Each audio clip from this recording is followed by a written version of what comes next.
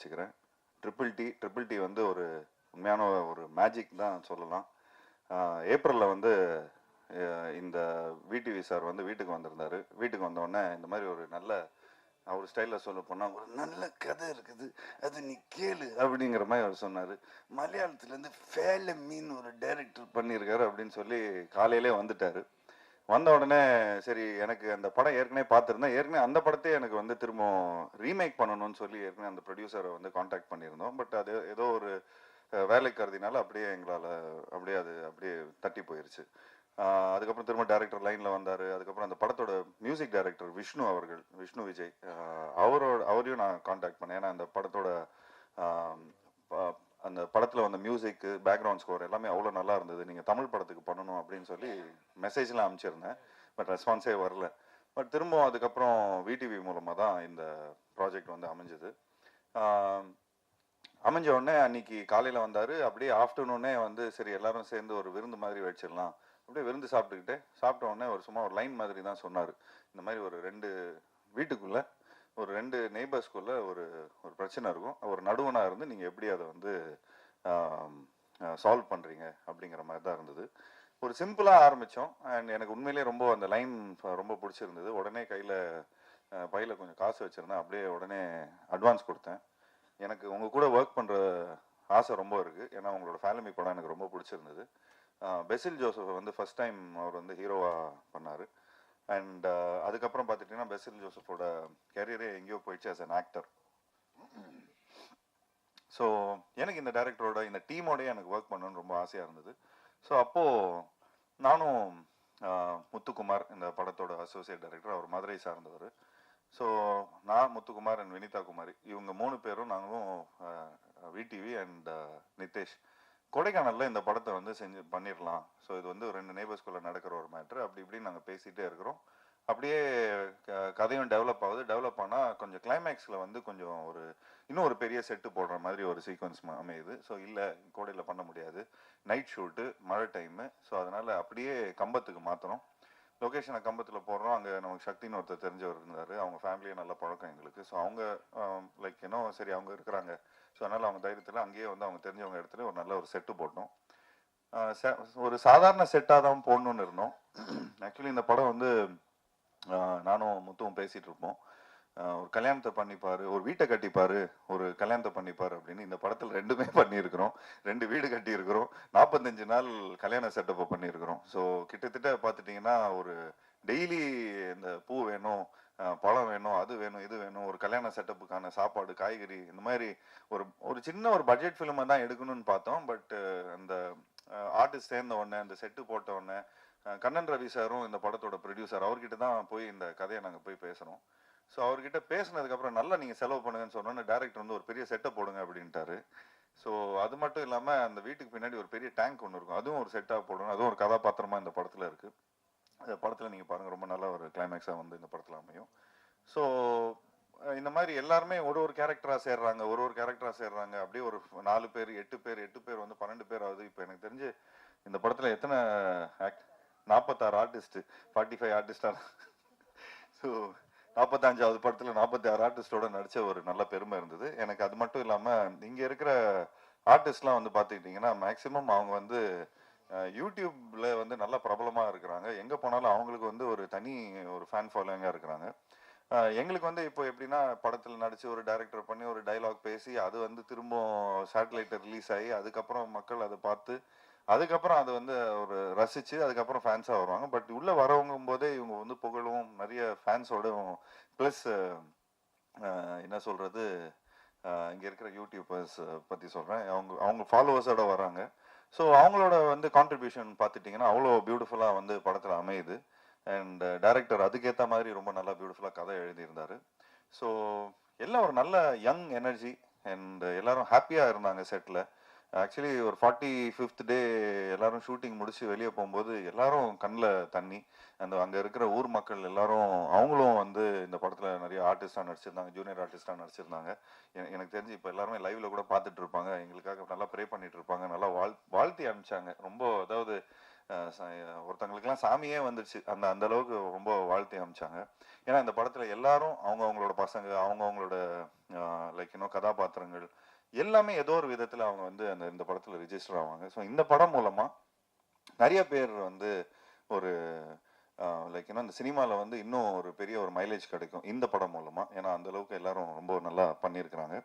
So இந்த மாதிரி ஒரு கதையை அதாவது அழகா இயக்கியிருக்காரு இந்த படத்தோட டைரக்டர் நிதேஷ். ஸோ எல்லாருக்கும் ஒரு யூனிக்னஸ் இருக்கு அண்ட் கண்டினியூஸாகவே என்டர்டெய்னிங்காகவும் இருக்கும். நாங்கள் எல்லாருமே ரொம்ப சீரியஸாக நடிச்சிட்டு இருப்போம். ஆனால் ஆடியன்ஸுக்கு வந்து இந்த படமே அவ்வளோ ஒரு கொஞ்சம் ஒரு ஃபன்னியர் சைடில் பார்ப்பாங்க. என்னடா இப்படிலாம் நடக்குமா, அப்படிலாம் நடக்குமா அப்படிங்கிற மாதிரிலாம் இருக்கும். ஸோ எல்லாருமே ரொம்ப உண்மையாக நடிச்சிருக்காங்க. எல்லாம் தம்பிராமையெல்லாம் சொல்லவே வேணாம். அவர்கிட்ட போய் ஸ்கிரிப்ட் சொல்லும் போதே அவர் டைலாக் பேச ஆரம்பிச்சிட்டார். இருங்கப்பா இன்னும் அட்வான்ஸே கொடுக்கல அப்படிங்கிற மாதிரிலாம் சொல்லி கலாய்ச்சிட்டு இருந்தோம். ஏன்னா அந்த அளவுக்கு இன்வால்வ் ஆகிட்டார் படம் லைக் ஆரம்பிக்கிறதுக்கு முன்னாடியே. ஸோ இளவரசு சாரும் ரொம்ப சூப்பராக நடிச்சிருக்காரு. ஸோ இந்த படத்தில் நடித்த எல்லா டெக்னீஷியன்ஸும் சரி, அதை பிரார்த்தனாவும் நடிச்சிருக்கிறாங்க. எல்லாரும் ஒரு ஒரு ஒரு ஒரு ஒரு ஃபேமிலி மாதிரி வந்துட்டு என்னோட பெஸ்ட் நான் கொடுக்கணும்,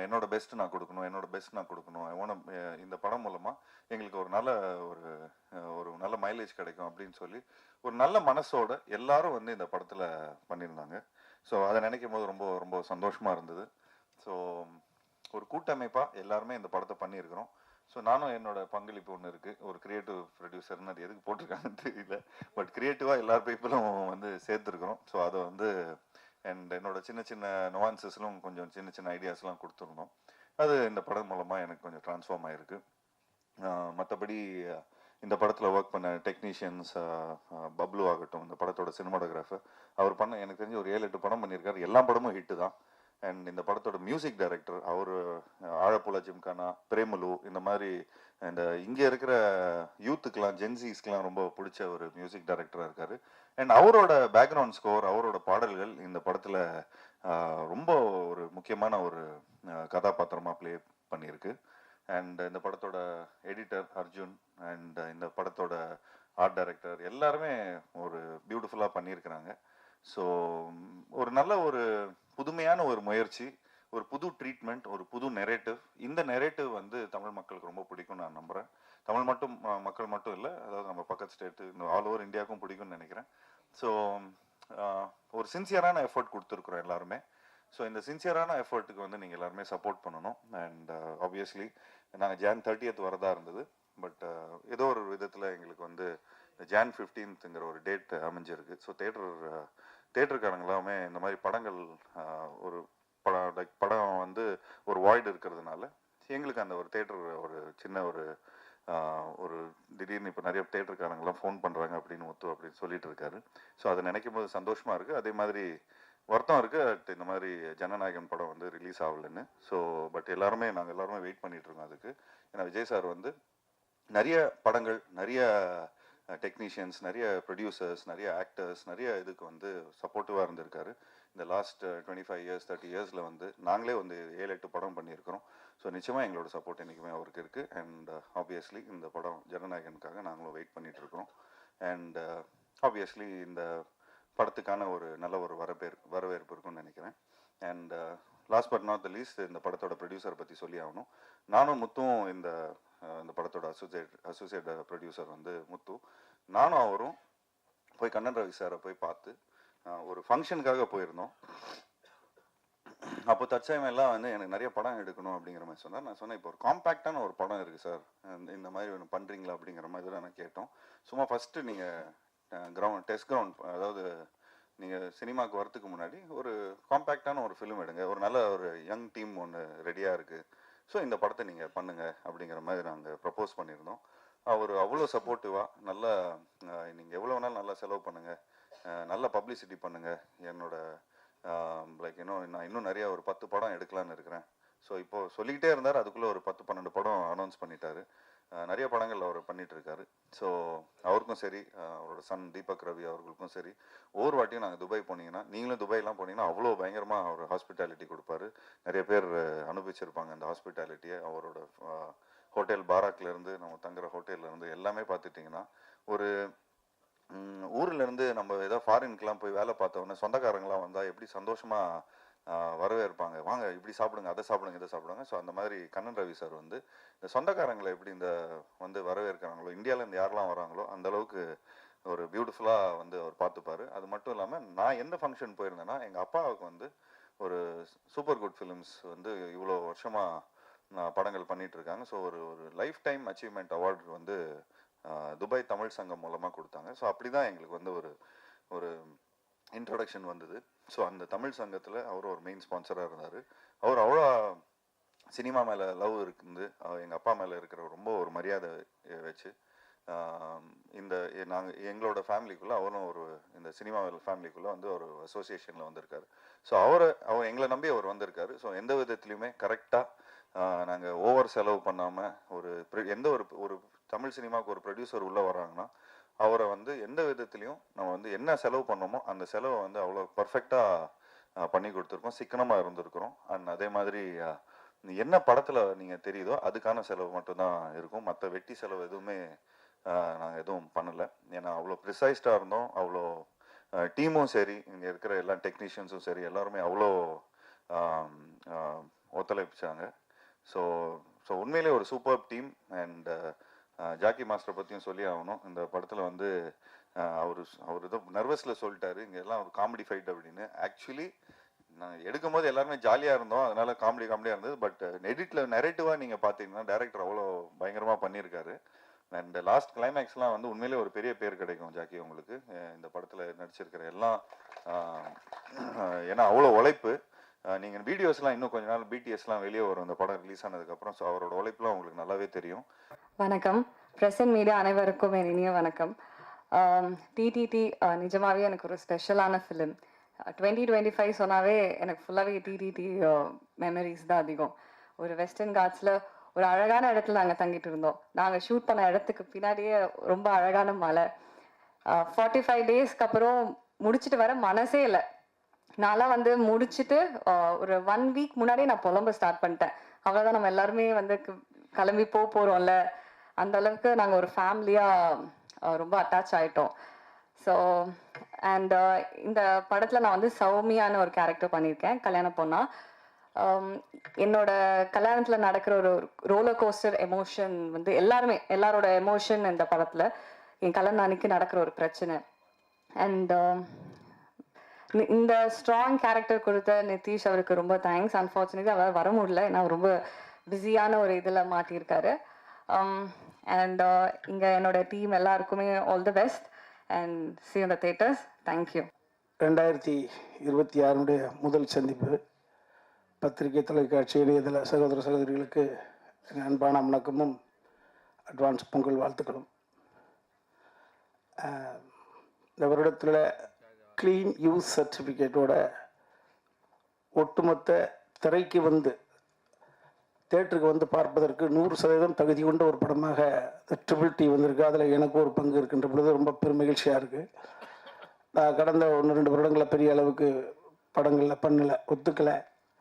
இந்த காரணம் ஏற்கனவே கொஞ்சோண்டு சின்னோண்டு பேர் சம்பாரித்து வச்சுருப்போம். ஏன் அதை ஒத்துக்கிட்டான்னு யாரை கேட்டால் அந்த ஒரு பயம். இதை சகோதரி விடுவதினி, இந்த படத்தினுடைய ப்ரொடக்ஷன் கண்ட்ரோலர் அன்பு தம்பி முத்துக்குமார் இவர்கள் மூலமாக தம்பி லிபின் கோ டைரக்டர் வந்து சொன்னான், தம்பி டைரக்டர் நிதிஷ் வந்து சொன்னாங்க. சொல்கிற ஒரு கதையை உள்வாங்கிற பொழுது அது மேலே ஏறி வரணுன்ற ஒரு உணர்வு ஏற்படும். அந்த மாதிரி இந்த கதை ஃபஸ்ட்டு டே இப்போ தான் ஆஃபீஸில் இந்த கதையை கேட்ட உணர்வு இருந்தது. பார்த்தீங்கன்னா உயிர் கொண்ட கதையை தனக்கு தேவையானவர்களை தானே தேடிக்கொண்டும் என்பதை போல இந்த படம் ரிலீஸ் வந்து சரியாக பொங்கலுக்கு ஒட்டுமொத்த குடும்பம் வந்து பார்ப்பதற்கு தகுதியான படம் 15ஆம் தேதி. ஸோ தேதி அப்படி தான் அமைஞ்சிருக்கு. நிச்சயமாக உறுதியிட்டு சொல்லக்கூடிய ஒரு விஷயம்னா, ஃபாசில் சாருக்கு பிறகு, சித்திக் லால் சாருக்கு பிறகு நிதிஷ் அப்படின்ற ஒரு ஃபீல் குட் மூவியை ஜனரஞ்சகமாக கொடுக்க முடியுமா சாஃப்ட் ஹியூமரோட அப்படின்னு ஒரு அற்புதமான இயக்குனர் தமிழ் இண்டஸ்ட்ரிக்கு கிடைக்கிறான். அந்த முதல் படத்தில் எனக்கு ஒரு பங்கு இருக்கின்ற பொழுது பெரிய மகிழ்ச்சி. இன்னொரு விஷயத்த, இந்த படத்தினுடைய ஜட்ஜ்மெண்ட் யாருக்கிட்ட போகுது அப்படின்னா, விடிவி கணேஷ் சார் மூலமாக தம்பி ஜீவா கிட்ட நிதிஷ் வந்த பொழுது ஜீவா சார் வந்து இதை ஓகே பண்ணுறாப்பா. தம்பி என்னை விட வயசில் சின்ன பிள்ளை, ஒரு படத்தினுடைய ஜட்ஜ்மெண்ட் வந்து ஒரு பெரிய ப்ரொடியூசருடைய மகன், பெரிய வெற்றி படங்களுடைய கதாநாயகன் கடந்த காலம் கொடுத்த அந்த அனுபவங்களை வச்சு இந்த கதைக்குள்ள எனக்கு என்ன இருக்கு அப்படி பார்க்காம ஒரு ப்ரொடியூசருக்கு மாதிரியான ஒரு தளத்திலிருந்து இந்த கதையை ஓகே பண்ணி வெற்றி பெறக்கூடிய படத்துல நான் கதாநாயகனாக இருக்க போகிறேன் அப்படின்னு எவ்வளவு பேருக்கு ஸ்பேஸை விட்டு கொடுத்து ஒரு சென்ட்ரு நாயகனாக இருந்ததுனால தான் இந்த படம் எடுக்கப்பட்டது. ஸோ அந்த வகையில் நான் இப்படி எல்லா ஹீரோக்களும் இருக்கிற பொழுது ஓடாத படங்களோட எண்ணிக்கை குறைந்து ஓடுகிற படங்களோட எண்ணிக்கை அதிகமாகும். ஸோ ஓடுகிற படத்தில் இருப்பதற்கு மிகப்பெரிய ஒரு பங்கு யார்கிட்ட இருக்கு, ஹீரோகிட்ட இருக்கு அப்படின்ற பொழுது தம்பி ஜீவா வந்து 2026 ஒரு தயாரிப்பாளர்களுக்கு ஒரு நம்பிக்கையான வருடமாக நகர்த்தி கொடுப்பதில் இந்த கிரெடிட் கோஸ்ட் அன்பு தம்பி ஜீவாவை தான் சேரும்.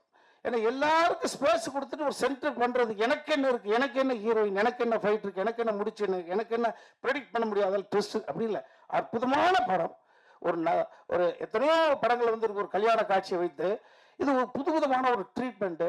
அந்த அதை இவர்கிட்ட ஒரு ஜட்ஜ்மெண்ட்டை கொடுத்துட்டு ஒருத்தர் உட்காந்துருக்கார் துபாயில்.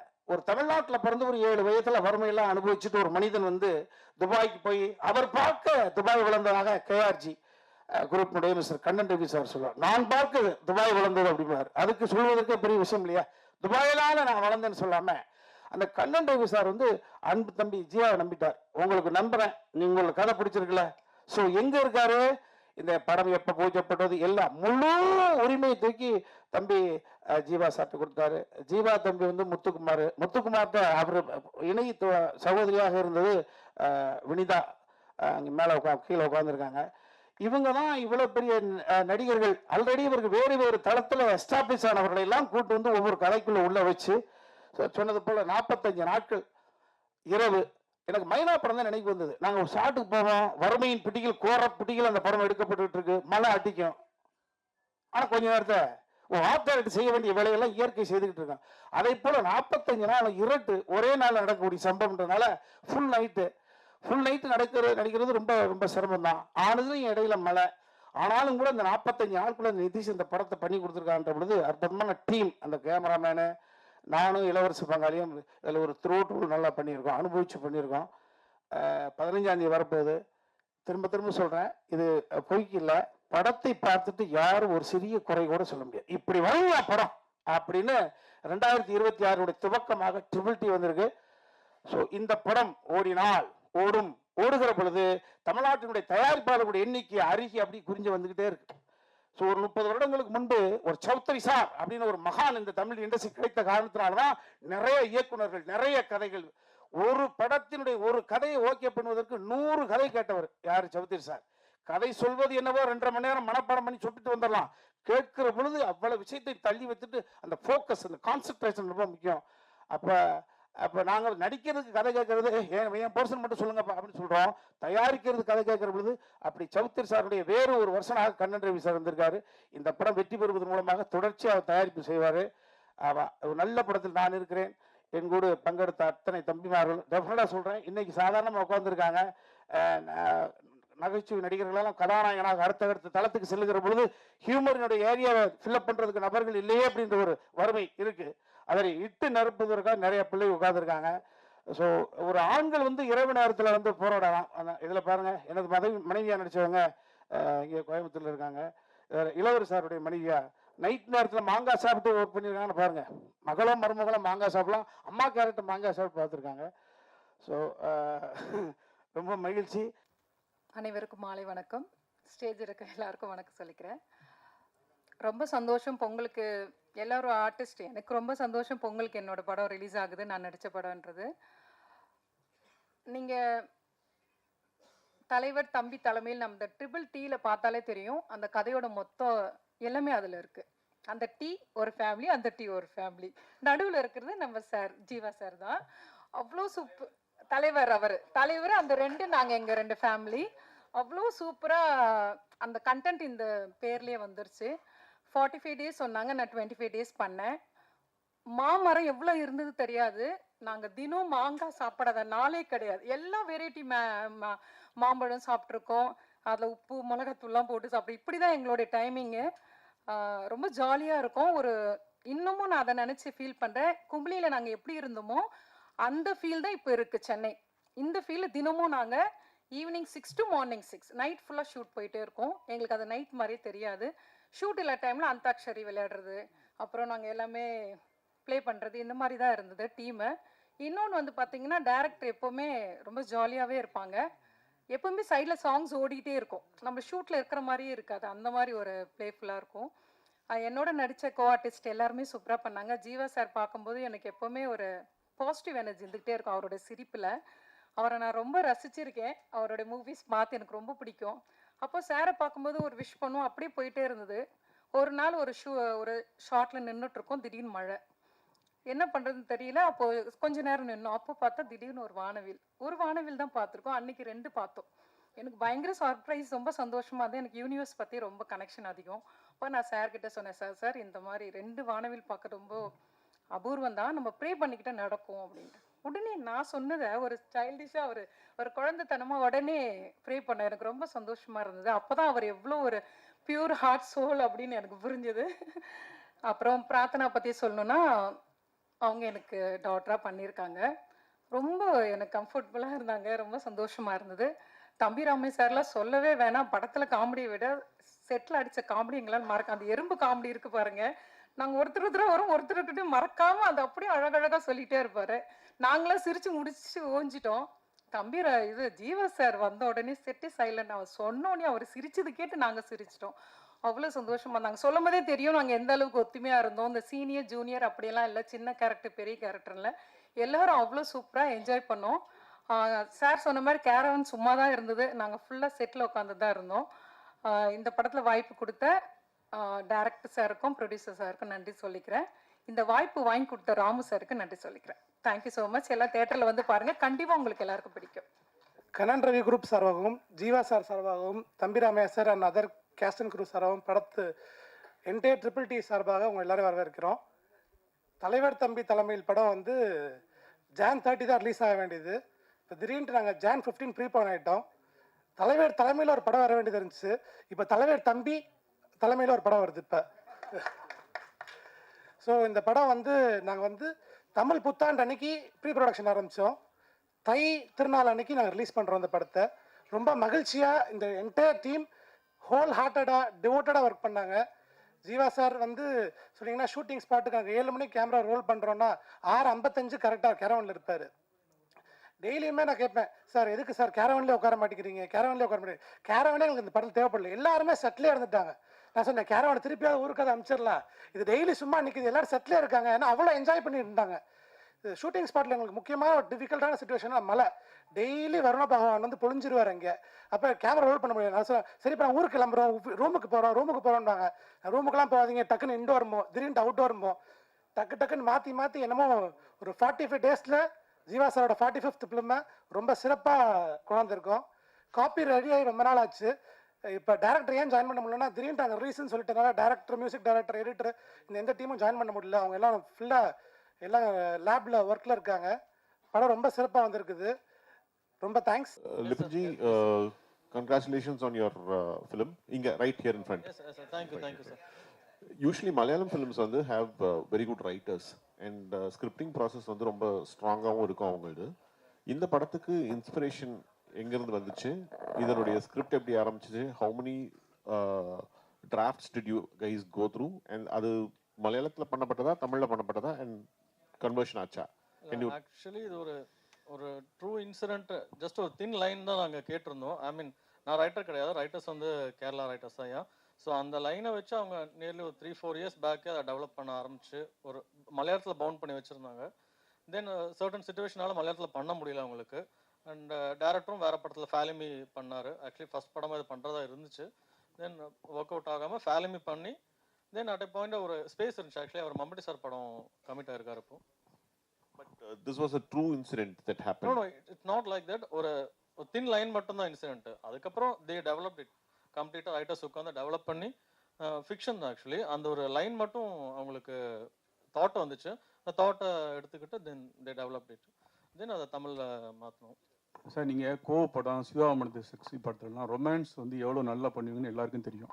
இந்த படத்தில் ஹீரோயினே கிடையாதாமே, இதெல்லாம் ஒரு 70 வயசு 80 வயசில் பண்ணக்கூடிய கேரக்டராச்சே, எப்படி இதில் பண்ணீங்க? அது நீங்களே இல்ல, நான் கிளைமேக்ஸ்ல ஒரு ட்விஸ்ட் வச்சிருக்கிறேன். அது வந்து ஆக்சுவலி படம் வந்து நெரேட்டிவே என்னோட வீட்ல இருந்து தான் ஆரம்பிக்கும். ஸோ அதுல இருந்து அப்படியே கிளைமேக்ஸ்ல வந்து பார்த்துட்டீங்கன்னா ஒரு சர்ப்ரைஸ் ஒன்று இருக்கு. ஸோ கட்ட பிரம்மச்சாரிகள் மாதிரிலாம் நடிக்கலண்ணா, 70 வயசு மாதிரிலாம் நடிக்கலண்ணா. எனக்கும் நாங்களும் வந்து ஒரு 90s கிட் மாதிரி கல்யாணமே ஆகாம கஷ்டப்படுற மாதிரி தான் இந்த படத்துல நடிச்சிருக்கிறோம். அதுல படத்துல கூட கேட்போம், என்னப்பா அவனுக்கு கல்யாணம்லாம் பண்ணலையா அப்படி. இது ஆக்சுவலி எதுக்கு அந்த பண்ணியிருக்காருன்னா, பார்ட் 2 மாதிரி ஏதாவது எடுக்கிற மாதிரி இருந்துச்சுன்னா அங்கேருந்து வேற மாதிரி கண்டினியூ ஆகிற மாதிரி இருக்கும்னு நினைக்கிறேன். ஜீவா சார், படத்தில் ஒரு டைலாக் வருது. வந்துட்டீங்களா? ஒரு மாதத்துக்கு முன்னாடி அது வந்து ஒரு ட்ரெண்டிங் ட்ரோல் பண்ணியிருந்தாங்க. அந்த டைலாக் பேசும்போது உங்களுக்கு என்ன தோணுச்சு? ஸ்க்ரீனில் பார்க்கும்போது என்ன தோணுச்சு? ஆக்சுவலி பேசும்போது கொஞ்சம் தெரியாம தான் பேசிட்டேன். அதுக்கப்புறம் ஸ்க்ரீனில் வந்தோன்னா நிறைய பேர் ஃபோன் பண்ணி என்ன சார் இப்படி பேசிட்டீங்க, என்ன சார் இப்படி பேசிட்டீங்கன்னு நிறைய பேர் கேட்டாங்க. நான் சொன்னேன், படத்தில் சுச்சுவேஷன் அந்த மாதிரி அமைஞ்சிருக்குங்க. ஸோ அந்த மாதிரி ஸோ அந்த கரெக்டான அமைஞ்சிடுச்சு. அது வரும்போது எனக்கு கொஞ்சம் நல்லா தேட்டரில் வந்து அது கொஞ்சம் என்டர்டெய்னிங்காக இருக்கும். ஒருவேளை அந்த டைலாக்கை எடுக்க சொன்னால் இந்த குழு எடுப்பாங்களா இல்லை வந்து அப்ரோச் பண்ணுவீங்களா? நான் சென்சாரே கிடச்சிடுச்சுண்ணே நமக்கு. இல்லைண்ணே, சென்சார் கிடச்சது ஓகே. இப்போ என்ன தெரியல, இல்லை எடுக்க சொல்ல மாட்டேன் நான். எல்லாத்தையும் இப்போ எல்லாரும் பார்த்துட்டாங்க படத்தை, வேண்டியப்பட்ட ஆள் பார்த்துட்டாங்க படத்தை. ஜீவண்ணே, ஃபர்ஸ்ட் ஆஃப் ஆல் இவரு எஸ்க்கு பஸ்ஸுக்கா கேட்பாருப்பா இவரு. இல்ல, அது தம்பி ராமையா சார் கிட்ட தான் கேட்கணும். என்னங்கண்ணே? இல்ல, ஃபர்ஸ்ட் நான் உங்களுக்கு ஒரு வாழ்த்து சொல்லிடுறேன். சொல்லுங்க. ஏன்னா ஒரு ஹீரோ வந்து சக நடிகர் கீழே துணை நடிகர்ல பார்த்தா கூட ஓகே அப்படின்னு இருப்பாங்க. ஆனா அவங்களையும் மேடை ஏற்றி நீங்க அழகு பார்த்ததுக்கு ரொம்ப சந்தோஷமா இருந்தது. இது நாங்க வந்து கிரிக்கெட் பிளேயர்ஸுங்க. ஸோ அதனால ஒரு 11 பேரோடு இல்லை 16 பேரோட தான் போவோம். ஸோ ஒரு ஸ்போர்ட்டிவ் ஆட்டிடியூட் தான் இன்னைக்கு. ஸோ உங்களுக்கு வந்து வர படங்கள்ல முதல்ல வந்து படத்துடைய பேரை தமிழ்ல இருக்கிறத இங்கிலீஷ்ல மாத்தினதுல உங்களுக்கு தான் மிகப்பெரிய ஹிட் அடிச்சுது. SMS அப்படின்ட்டு ஸ்டார்ட் பண்ணீங்க. அதே போல இதுலயும் ட்ரிபிள் டி எடுத்துட்டு வந்திருக்காங்க. ஸோ இந்த கான்செப்ட் உங்க தலைமையில வந்ததா? இல்லை, இது வந்து பியூரா வந்து முத்து அவரோட இதுதான். இப்போ ஏன்னா கொஞ்சம் கட்சி பேர் எல்லாமே கொஞ்சம் இந்த மாதிரி 3 எழுத்துல இருக்குல்ல. ஸோ அந்த மாதிரி இது கொஞ்சம் இந்த சம்மந்தப்பட்ட ஒரு படம். இந்த படத்தில் நான் வந்து ஒரு ஊராட்சி தலைவராக நடிக்கிறேன். ஸோ அதில் வந்து சரி ஊர் பக்கம்லாம் போனீங்கன்னா இந்த மாதிரி ஷார்ட் ஃபார்ம்ஸில் தான் கூப்பிடுவாங்க. ஸோ அந்த பேஸ் பண்ணி தான் எடுத்தாங்க. அது இல்லாமல் இன்டர்நெட்டில் டைப் பண்ணுறதுக்கு ஈஸியாக இருக்கும். ட்ரிபிள் டி அப்படின்னு அடித்தா உடனே அது வந்துடுது. ஸோ SMS ட்ரிபிள் டி இப்போ அடுத்த படம் கூட ஜாலியாக இருந்த ஒருத்தன். ஸோ அந்த ஒரு இதில் தான் நாங்கள் வந்து பண்ணியிருந்தோம். தம்பி ராமையா சார், நன்றி. இப்போ பேசும்பொழுது நீங்கள் சொன்னீங்க எங்களுக்கு வந்து சென்சார் சர்டிஃபிகேட் எல்லாம் கொடுத்துட்டாங்க, யூ சர்டிஃபிகேட்லாம் கொடுத்துட்டாங்கன்னு சொன்னீங்க. ஜனநாயகத்துக்கு கொடுக்கலன்றதுனால நீங்கள் சொன்னீங்களா? அப்பா, அது எப்பேற்பட்ட படம், உலகம் முழுக்க எதிர்பார்த்துட்டு இருக்கக்கூடிய தம்பி தான் மேலே சொல்லிட்டாங்களே. ஸோ எல்லாருமே அதை வந்தால் அது எல்லாருக்குமே பொங்கல் தான் இல்லையா? அது மட்டும் இல்லை, இவ்வளோ பெரிய தமிழ் இண்டஸ்ட்ரியுடைய வியாபாரத்தை மிகப்பெரிய அகலப்படுத்தினதில் ரஜினி சாருக்கு, கமல் சாருக்கு, அதுக்கு அடுத்த தலைமுறையில் விஜய் சாருக்கு ஒரு பெரிய பங்கு இருக்குது இல்லையா? இவ்வளோ பெரிய கலெக்ஷன். ஸோ அந்த படம் முடங்கி இருக்கிறதன் மூலமாக எல்லாருமே சினிமாவை காதலிக்கக்கூடிய அத்தனை பேருமே அதை கவலைப்படதான் செய்வாங்க, யாரும் இல்லையா? நம்மளே கவலைப்படுகிற போது அந்த படத்தில் சம்மந்தப்பட்ட டெக்னீஷியன்ஸு, அதில் சம்மந்தப்பட்ட தம்பி வினோத் டைரக்டர் ஃபீல் பண்ணுவாங்க. ஸோ அது வந்து படம் ரிலீஸ் பண்ணக்கூடாதுன்னு சொல்லல, கொஞ்சம் தாழ்த்தி வருது அவ்வளோதான். பட் அதை அக்செப்ட் பண்ணக்கூடிய அளவுக்கு தான் எல்லாருக்குமே மெச்சூரிட்டி இருக்குது. ஆமாம், ஜனங்களின் நாயகன் அந்த படம் வருகிற பொழுது எல்லாரும் கொண்டாடுவாங்க, அவ்வளோதானே. இது ஜீவா சார் வந்து மெயின் போர்ஷனாக நடிக்கிறாரு. ஆனால் டைட்டில் உங்கள் பேர் தான் வச்சுருக்காங்க. அதை பற்றி என்ன நினைக்கிறீங்க? எப்படி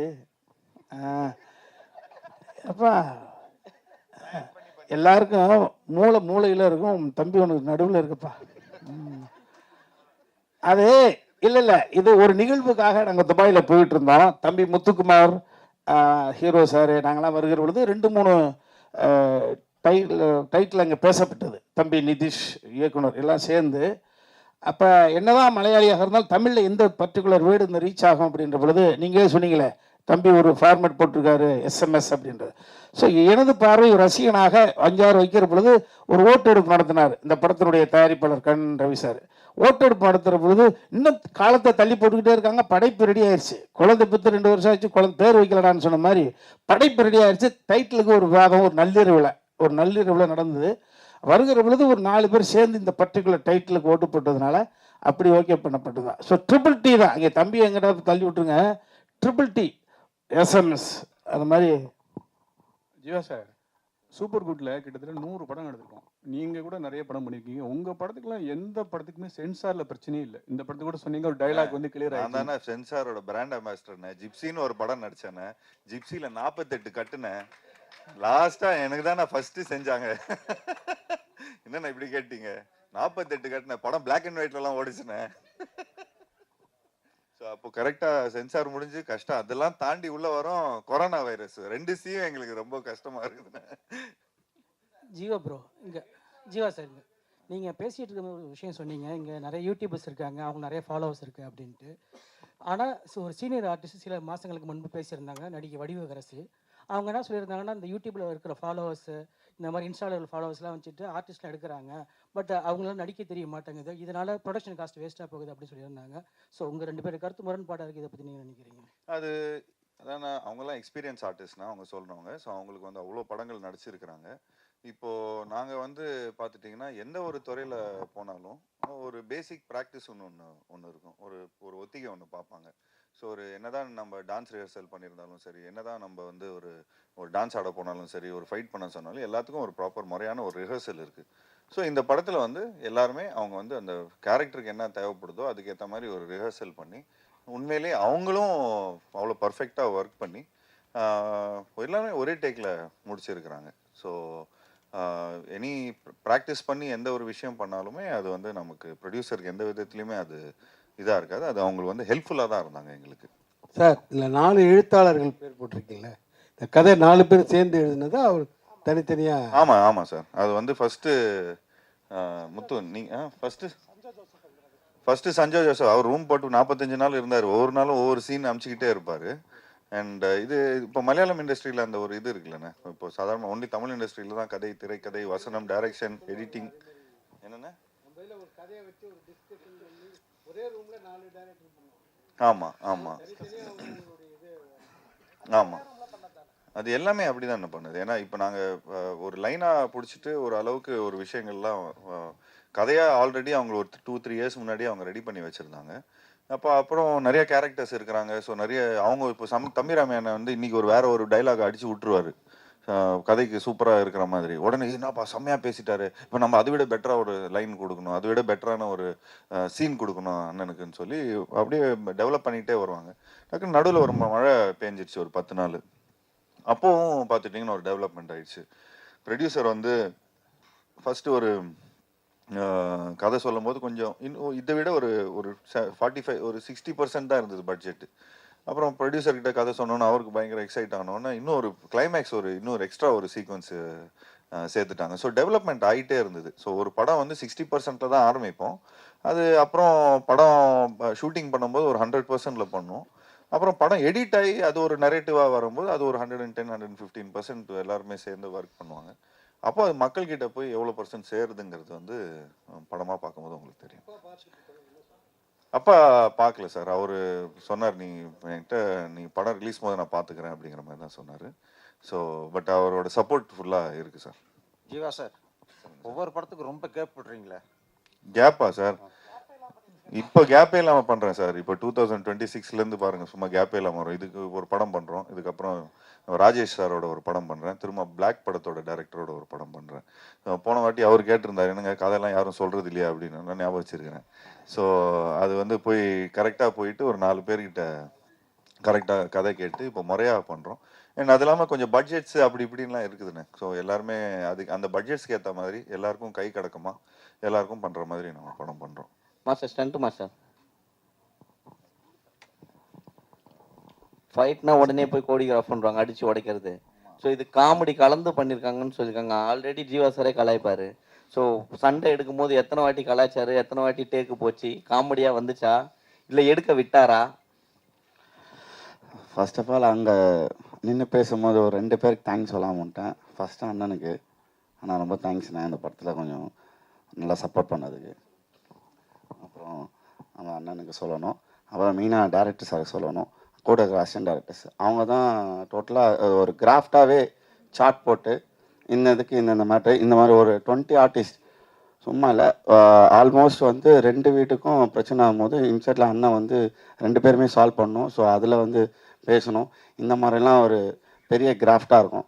ஸோ அதில் வந்து எல்லாத்தையும் மேனேஜ் பண்ணி பண்ணும்போது இதில் வர அண்ணனுக்கும் இன்செட்டில் வந்து உள்ள ஒரு சின்ன ஃபைட்ஸ்லாம் இருக்கும். அது இல்லாமல் போயிட்டு அங்கே டேங்க்லேருந்து அங்கேருந்து இறங்கு ஒரு காமெடி சீக்வன்ஸாகவே ப்ளே ஆகும்.